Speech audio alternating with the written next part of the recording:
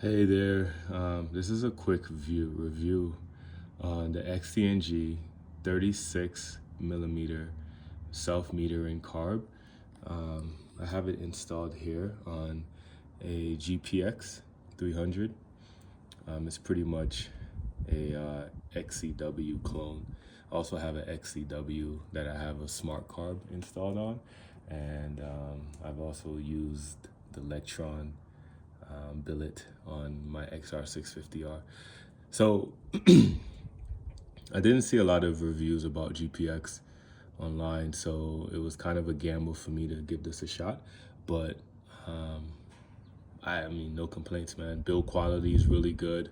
The boxing, it came really nicely boxed up and everything was pretty sweet from the factory. The only thing I needed, like I said, there's not much information on it. So for the GPX, you need to install a V-Force reed, or at least change the reed. You don't have to use V-Force, but I went with the V-Force. Nonetheless, straight out of the box, it was relatively tuned nicely. I didn't really have to mess with the toolless, make any toolless adjustments to the fuel or idle or fuel screws. Really sweet. Luckily, I didn't have to carve the boot, the air intake boot, but they do recommend doing that. The 36 millimeter gives us a ton of low end torque. The 300s, they're kind of more so built for enduro riding, which is kind of what we do. We mainly focus on trails versus any open desert, but we do have access to open desert. And even riding open desert was pretty sweet. It never really left me wanting much more. It was able to keep up with a lot of guys with 350 EXCs and whatnot. So no complaints there.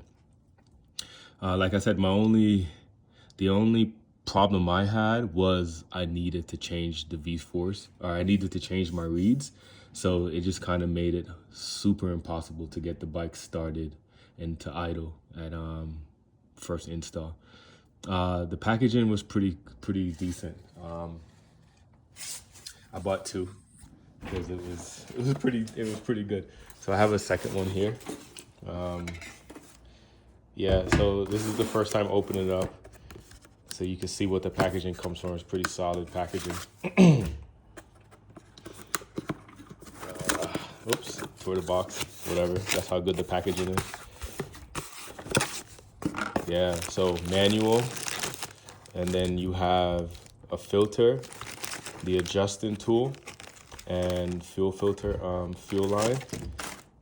We did have to purchase new throttle cables, throttle housing, grips, and cables, but he actually provided pretty good information on what was needed there, and it's just all provided to us in this package.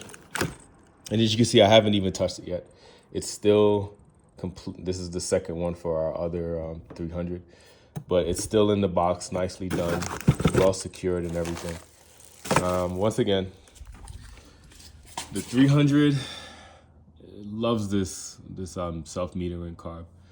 No problems at all. I ride a myriad of different elevations from, I'm in Utah, so we ride from about, let's say 400 in the desert, 4,000, all the way up to 9 to 10,000 feet. So no problems in meter. We haven't got up into the 10,000 because there's still snow on the mountaintops, but no complaints.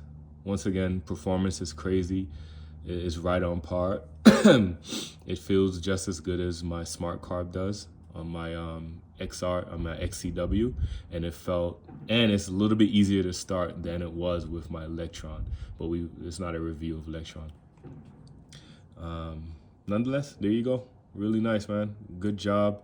The guys out there in XTNG are doing a really good job on kind of building this out nicely, and you don't have to pay that crazy price, at least not yet. Maybe in the future they'll up their price, but once again, 36 millimeter XTNG Gen 3 carb, self-metering carb. Nice work.